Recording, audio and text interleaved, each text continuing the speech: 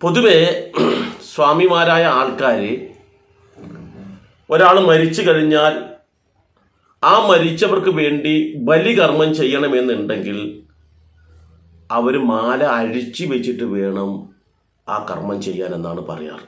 അപ്പോൾ ഇത്ര കണിശമായിട്ട് നമ്മൾ കാര്യങ്ങൾ ചെയ്യുമ്പോൾ, ആ ബലികർമ്മം ചെയ്യണമെങ്കിൽ മാല അഴിക്കണമെന്ന് പറയുമ്പോൾ, ഇവിടെ പമ്പയിലെത്തുമ്പോഴെന്നാ പറയുന്നത് നിർബന്ധമായിട്ട് നിങ്ങൾ ബലികർമ്മം ചെയ്യണം എന്നാണ്. അവിടെ കന്നിക്കാരനെന്നോ പഴമക്കാരനെന്നോ വകഭേദമില്ലാതെ ബലികർമ്മം ചെയ്യണം എന്ന് പറയുന്നു. എന്തുകൊണ്ടാണ് അങ്ങനെ പറയാൻ കാരണം?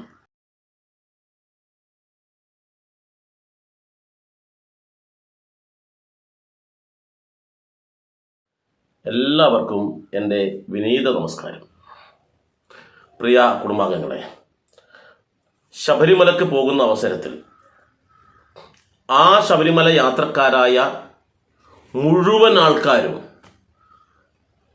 പമ്പയിൽ ബലികർമ്മം ചെയ്യണമെന്ന് പറയാറുണ്ട്. മുഴുവൻ ആൾക്കാരും. അതിൽ കന്നിക്കാരനെന്നോ പഴമക്കാരനെന്നോ വകഭേദമില്ലാതെ ചെയ്യണമെന്നാണ് പറയുന്നത്. എന്തിനാണ് ഇത്തരത്തിലൊരു ബലികർമ്മം?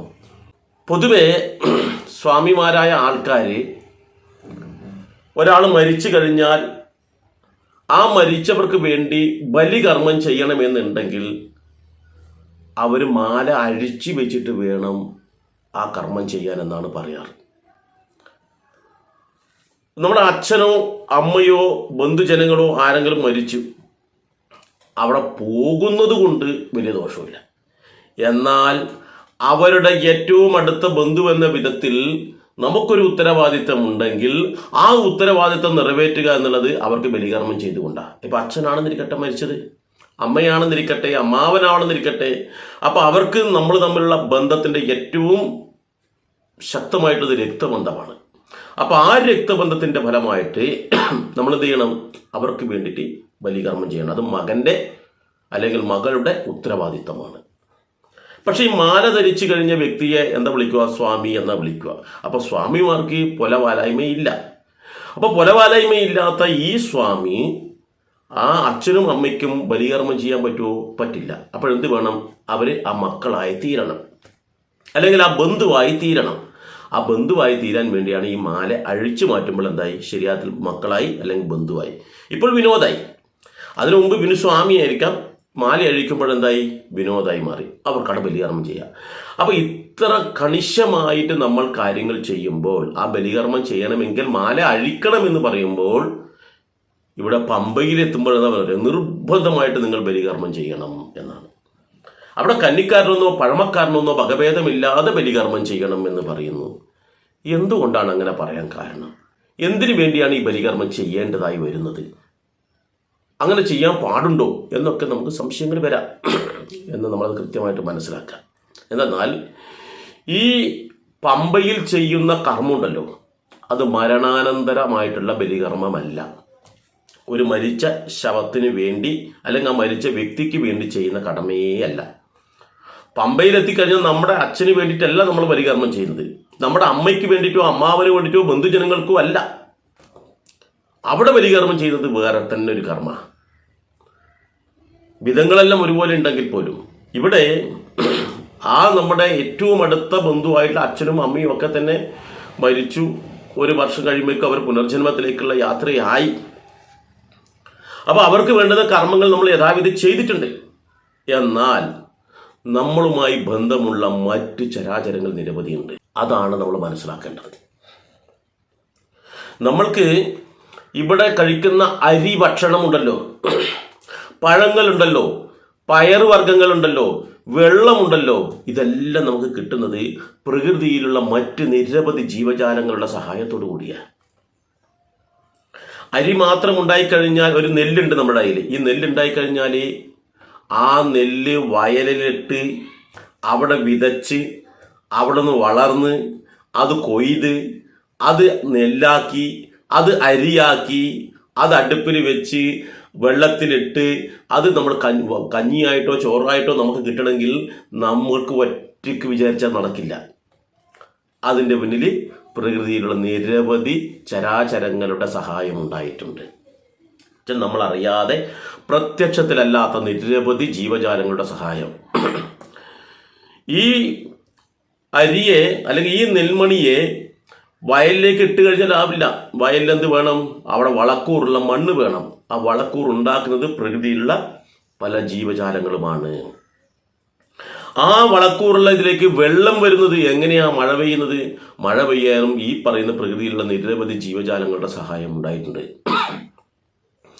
അത് വളരുന്നിടയിൽ കള ഉണ്ട്. ഈ കളയിൽ ആ കളയൊക്കെ പറിച്ചെടുത്ത് ഇതിനെ ഈ നെൽച്ചെടിയെ വീണ്ടും യഥാവിധി നടുന്നത് ഞങ്ങളായിരിക്കില്ല, മറ്റാരോ ആയിരിക്കും.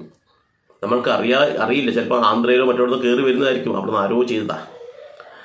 ആ ഇത് വിളഞ്ഞതിന് ശേഷം ആ നെല്ല് കൊണ്ടുപോയിട്ട് അരിയാക്കി മാറ്റുന്നതും ആരോ ആയിരിക്കും, നമ്മൾക്കറിയില്ല. അത് എന്നിട്ട് ചാക്കിലാക്കിയിട്ട് നമ്മുടെ റേഷൻ കടയിൽ എത്തുന്നതിന് വരെ എത്രയോ ആൾക്കാരുടെ കൈകടത്തലുകൾ ഉണ്ടായിട്ടുണ്ട്, നമ്മൾക്കറിയില്ല.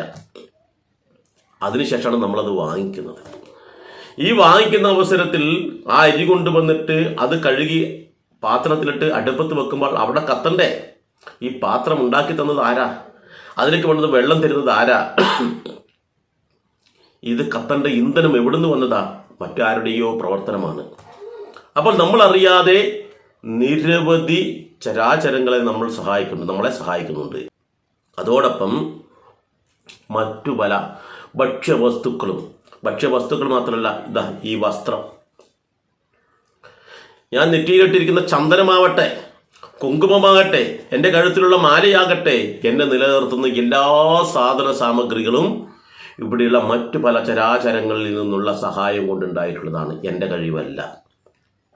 അപ്പോൾ അവരോട് നമുക്കൊരു കൂറുണ്ട്, അവരോട് നമുക്കൊരു കടപ്പാടുണ്ട്. ആ കടപ്പാടാണ് പമ്പയിൽ വെച്ച് നമ്മൾ തീർക്കുന്നത്. ഓരോ വർഷവും നമ്മൾ ശബരിമലയ്ക്ക് പോകുമ്പോൾ നമ്മളുമായി ബന്ധപ്പെട്ടിട്ടുള്ള പല ചരാചരങ്ങളും ഇല്ലാതെയാകുന്നുണ്ട്. ഈ കൂട്ടത്തിൽ തന്നെയാണ് നമ്മുടെ വീട്ടിലുള്ള പട്ടിയാവട്ടെ, പൂച്ചയാവട്ടെ, മറ്റു പല ജീവജാലങ്ങളാവട്ടെ, നമ്മളെ സംരക്ഷിക്കാൻ നമ്മൾക്ക് ഗുണത്തിന് വേണ്ടി പ്രവർത്തിച്ച നിരവധി ജീവജാലങ്ങളുണ്ട്. ഇതിനെക്കുറിച്ചൊന്നും നമ്മൾ ചിന്തിക്കുന്നില്ല. അപ്പോൾ പമ്പയിലെത്തി അവിടെ ബലികർമ്മം ചെയ്യുന്ന അവസരത്തിൽ ഇതിനു മുമ്പുള്ള എല്ലാ കടങ്ങളും അവിടെ വീടുക എന്നുള്ള വിധത്തിൽ ആ ചരാചരങ്ങൾക്ക് വേണ്ടി നമ്മൾ അവിടെ ബലികർമ്മം ചെയ്യുന്നു. ആ കൂട്ടത്തിൽ നമ്മളുമായി ബന്ധപ്പെട്ടിട്ടുള്ള സർവ്വചരാചരങ്ങൾക്കും വേണ്ടിയാണ്, നമ്മൾ അച്ഛനും അമ്മയ്ക്കും വേണ്ടി മാത്രമല്ല, അവർ ആരൊക്കെയുണ്ടോ അവർക്കെല്ലാം നമ്മൾ ചെയ്തു. അത് കഴിഞ്ഞാൽ പിന്നെ നമ്മൾ ഭഗവാന്റെ അടുത്തേക്ക് പോകുന്നു. പിറ്റേത്തെ വർഷമാകുമ്പോൾ ആ ഒരു വർഷത്തിനിടയിൽ വീണ്ടും നിരവധി ആൾക്കാരായിട്ട് നമുക്ക് ബന്ധമുണ്ടാകുന്നുണ്ട്, ഇല്ലേ? അപ്പോൾ ആ ബന്ധത്തിനാണ് ആ വർഷം നമ്മൾ കടം തീർക്കുന്നത്. അങ്ങനെ ഓരോ വർഷം പോകുമ്പോഴും അവിടെ കടം തീർത്ത് തിരിച്ചു വന്ന് പിറ്റത്തെ വർഷമാകുമ്പോഴേക്കും വീണ്ടും നമ്മൾക്ക് ഇതുപോലെ ബന്ധങ്ങൾ വന്നുകൊണ്ടേയിരിക്കുന്നു എന്ന് വേണം മനസ്സിലാക്കാൻ. അപ്പോൾ ഈ സന്നിധാനത്തേക്ക് എത്തുന്ന സമയത്ത് 18ാം പടിയുടെ മുകളിലേക്ക് കയറുമ്പോൾ അവിടെ എഴുതി വെച്ചിരിക്കുന്നു തത്വമസി എന്ന് വെച്ചാൽ ആ ശ്രീകോവിലിൻ്റെ ഉള്ളിലുള്ള സർവ ചരാചരങ്ങളുടെയും നാഥനായിട്ടുള്ളൊരു ചൈതന്യമുണ്ടല്ലോ, ആ ചൈതന്യം നിന്റെ ഉള്ളിലുമുണ്ട് എന്ന് പറഞ്ഞു തരുന്നു. അപ്പോൾ ആ ചൈതന്യത്തിനെ നമ്മൾ തിരിച്ചറിയുന്നു, അല്ലെങ്കിൽ ആ ചൈതന്യത്തിലേക്ക് നമുക്ക് എത്തിച്ചേരാൻ കഴിയണം. ആ ചൈതന്യമാണെന്നുള്ള തരത്തിലേക്ക് എത്തിച്ചേരണമെന്നുണ്ടെങ്കിൽ ഇത്തരത്തിലൊന്നിനോടും ഒരു ബാധ്യതയും ഉണ്ടാകാൻ പാടില്ല. എല്ലാ കടങ്ങളും വീടി നമ്മൾ മുന്നോട്ട് പോകാൻ കഴിയണം. നമ്മൾ കാശിയിലേക്ക് പോവുകയാണെങ്കിൽ പറയാറുണ്ട്, എന്താണെന്നറിയോ, നിങ്ങൾ ആരെന്നെങ്കിലും എന്തെങ്കിലും കടം വാങ്ങിച്ചതുണ്ടെങ്കിൽ, ആരോടെങ്കിലും ദേഷ്യപ്പെട്ടിട്ടുണ്ടെങ്കിൽ, ആരോടെങ്കിലും പിണക്കമുണ്ടെങ്കിൽ അതൊക്കെ തീർത്ത് ശുദ്ധമായ മനസ്സോടുകൂടി വേണം ആ കാശിയിലേക്ക് എത്തിച്ചേരാൻ. അതുപോലെ തന്നെയാണ് ശബരിമലയിലേക്ക് എത്തിച്ചേരാൻ വേണ്ടി യാത്ര പുറപ്പെടുന്ന ഒരു ഭക്തൻ, അവൻ്റെ വ്രതാനുഷ്ഠാന കാലഘട്ടത്തിൽ തന്നെ അവൻ ആരോടെങ്കിലും എന്തെങ്കിലും മോശമായി പെരുമാറിയിട്ടുണ്ടെന്നിരിക്കട്ടെ മുമ്പ് അതൊക്കെ പറഞ്ഞ് തീർത്ത് എല്ലാവരുമായി സൗഹാർദ്ദത്തിലായി. അതിനുശേഷം ഈ പറയുന്ന ചരാചരങ്ങളോടുള്ള കടങ്ങളും എല്ലാം വീടണം. ആരോടെങ്കിലും പണം വാങ്ങിച്ചിട്ടുണ്ടെങ്കിൽ അതൊക്കെ നമ്മൾ കൊടുത്തു വീടണം. മോശമായി പെരുമാറിയിട്ടുണ്ടെങ്കിൽ നല്ല വാക്കുകളോട് കൂടിയിട്ട് അതിനെ സമാധാനിപ്പിച്ച് ആ ബന്ധങ്ങൾ ഊട്ടി ഉറപ്പിക്കണം. ഇതെല്ലാം ചെയ്തതിന് ശേഷം വേണം നമ്മൾ എവിടെ എത്താൻ? സന്നിധാനത്തേക്ക് പോകാൻ. അപ്പോൾ ഇവിടെ ഇത്തരത്തിൽ പ്രകൃതിയോടുള്ളൊരു കടപ്പാടുണ്ട്. ആ കടപ്പാട് തീർക്കാൻ വേണ്ടിയാണ് നമ്മളെവിടെ പോകുന്നത്? പമ്പയിലേക്ക് പോകുന്നത്. ആ പമ്പയിൽ മണൽപ്പുറത്ത് ത്രിവേണിയിൽ വെച്ചിട്ട് ബലികർമ്മം ചെയ്യുന്നത്. ഇത് ആദ്യം തുടക്കം കുറിച്ച നമ്മളെ ശ്രീരാമചന്ദ്രസ്വാമിയാണ്. അതിനുശേഷം ആണ് ഇവിടെ ഓരോ ആൾക്കാർ, അവിടെ പുണ്യാത്മാക്കൾ പലരും അവിടെ ഇത്തരത്തിലുള്ള ബലികർമ്മം ചെയ്തിട്ടുണ്ട്. അവരുടെ പാത പിന്തുടർന്നുകൊണ്ടാണ് നമ്മളും ആ പരമമായ ചൈതന്യത്തെ തിരിച്ചറിഞ്ഞ് നമ്മൾ അങ്ങോട്ടേക്ക് പോകുമ്പോൾ നമ്മൾക്കുള്ള ആ എല്ലാ കടങ്ങളും അവിടെ വീടണം എന്നർത്ഥം. അപ്പോൾ കന്നിക്കാർക്ക് മാത്രമാണോ ഉണ്ടാവുക? അല്ല, പഴമക്കാർക്കും ഉണ്ടാകും. അപ്പോൾ എത്ര വർഷം ശബരിമലക്ക് പോയ ആൾക്കാരും നിർബന്ധമായിട്ട് എന്ത് വേണം? ഈ പറയുന്ന പമ്പയിൽ ആ ബലികർമ്മം ചെയ്യണം.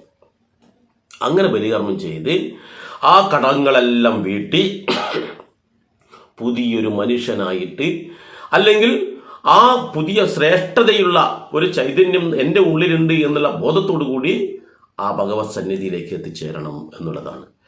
സ്ഥായിയായിട്ടുള്ള ഒരു ആനന്ദം എന്ന് പറയുന്നത് മോക്ഷമാണ്. അപ്പോൾ ആ മോക്ഷത്തിലേക്ക് എത്താൻ വേണ്ടി ശ്രമിക്കുന്ന ആൾക്കാർക്ക് ഒരു തരത്തിലുള്ള ബാധ്യതകളും ഉണ്ടാകാൻ പാടില്ല. ഇവരുടെ സഹായമില്ലാതെ നമുക്കിവിടെ ജീവിക്കാൻ കഴിയില്ല. അതുകൊണ്ട് തന്നെ ഓരോ വർഷവും, ഓരോ ദിവസവും, ഓരോ മണിക്കൂർ കഴിയുമ്പോഴും അവരുടെ സഹായം നമുക്ക് ആവശ്യമാണ്. ഇപ്പോൾ ഞാനിവിടെ സംസാരിച്ചുകൊണ്ടിരിക്കുമ്പോൾ എനിക്ക് ചിലപ്പോൾ ചുമയുടെ ഇതൊക്കെ ഉണ്ട്, കണ്ടല്ലോ. ഈ ചുമ വരുന്നു, ഈ ചുമക്ക് ഞാനെന്താ ഉപയോഗിക്കാം? എന്തെങ്കിലും മരുന്ന് ഉപയോഗിക്കും, അല്ലെങ്കിൽ ഒരു ചുക്കോ കുരുമുളകും ചേർത്തൊരു കാപ്പി കുടിക്കുന്നിരിക്കട്ടെ. ഈ ചുക്ക് എങ്ങനെയാണ് ഉണ്ടാകുന്നത്? ഈ മരുന്ന് എങ്ങനെയാണ് ഉണ്ടാകുന്നത്? ഇതെല്ലാം പ്രകൃതിയുടെ സഹായത്തോടു കൂടിയാണ്. അപ്പോൾ ആ പ്രകൃതിയോട് നമുക്കുള്ള കടപ്പാടാണ് യഥാർത്ഥത്തിൽ പമ്പയിൽ വെച്ച് നമ്മൾ തീർക്കുന്നത്. ആ അവസരത്തിൽ പ്രകൃതിയിൽ നമ്മുടെ പെടുന്നതാണ് എല്ലാ കാര്യങ്ങളും, എല്ലാ ജീവജാലങ്ങളും, പട്ടിയാവട്ടെ, പൂച്ചയാവട്ടെ, അച്ഛനാവട്ടെ, അമ്മയാവട്ടെ, ഇവർക്കൊക്കെ ചെയ്യുന്നത്. നമ്മളെല്ലാവരും ധാരണ പമ്പയിൽ നിന്ന് അച്ഛന് വേണ്ടിയിട്ടും അമ്മയ്ക്ക് വേണ്ടിയിട്ടാണ് ചെയ്യുന്നത്. അതുകൊണ്ട് അച്ഛനും അമ്മയും മരിച്ചു, ഞാൻ മുമ്പ് ചെയ്തിട്ടുണ്ട്, ഇനി ചെയ്യണ്ട എന്നല്ല. അത് കൃത്യമായിട്ട് പോറ്റിമാർ പറയുന്ന ആ മന്ത്രങ്ങളിൽ അടങ്ങിയിട്ടുണ്ട്. സർവ്വചരാചരങ്ങൾക്കും വേണ്ടിയാണ് നമ്മളുമായി ബന്ധപ്പെട്ടിട്ടുള്ളത്. ഇത് അവിടെ മാത്രമല്ല, കാശിയിൽ പോയി ചെയ്യുമ്പോഴും അവിടെ കൃത്യമായി പറഞ്ഞു തരും. എന്താ വെച്ചാൽ നമ്മളുമായി ബന്ധപ്പെട്ടിട്ടുള്ള സർവ്വചരാചരങ്ങളുടെയും കടങ്ങൾ തീർക്കുകയാണ് എന്ന്. അപ്പോൾ ഇനിയെങ്കിലും ആ യാഥാർത്ഥ്യം മനസ്സിലാക്കി വേണം നമ്മൾ എന്ത് ചെയ്യാൻ? ശബരിമല തീർത്ഥാടനം ചെയ്യാൻ വേണ്ടിയിട്ട്. അപ്പോൾ ഒരു കാരണവശാലും പമ്പയിൽ ബലികർമ്മം ചെയ്യാതെ അങ്ങോട്ട് പോകാനും പാടില്ല. ഏതായാലും ഈ വിഷയത്തെക്കുറിച്ച് നിങ്ങളുടെ എന്തെങ്കിലും സംശയങ്ങളുണ്ടെങ്കിൽ താഴെ കമൻറ്റ് ബോക്സിൽ രേഖപ്പെടുത്താം. അതോടൊപ്പം ഈ ചാനലിൽ ഇതുവരെ സബ്സ്ക്രൈബ് ചെയ്യാത്തവരാണെങ്കിൽ ദയവായിട്ട് സബ്സ്ക്രൈബ് ചെയ്യുക. ഇതാ നോക്കൂ, താഴെ സബ്സ്ക്രൈബ് എന്ന് ഇംഗ്ലീഷിൽ എഴുതിയിട്ടുണ്ട്, അവിടെ ഒന്ന് തൊട്ട് കൊടുക്കുകയും വേണ്ടു. അതോടൊപ്പം തന്നെ അത് അവിടെ ഒരു മണിയുടെ ചിത്രം വരും, അതും കൂടി തൊട്ട് കൊടുക്കുക. ഞാൻ ഇവിടെ ഇടുന്ന എല്ലാ വീഡിയോയും നിങ്ങൾക്ക് കാണാനുള്ള ഒരു അവസരമാണ് ഉണ്ടാവുക. ഏതായാലും മറ്റൊരു വീഡിയോയുമായി ഞാൻ മറ്റൊരു അവസരത്തിൽ വരാം. എല്ലാവർക്കും നന്ദി, നമസ്കാരം.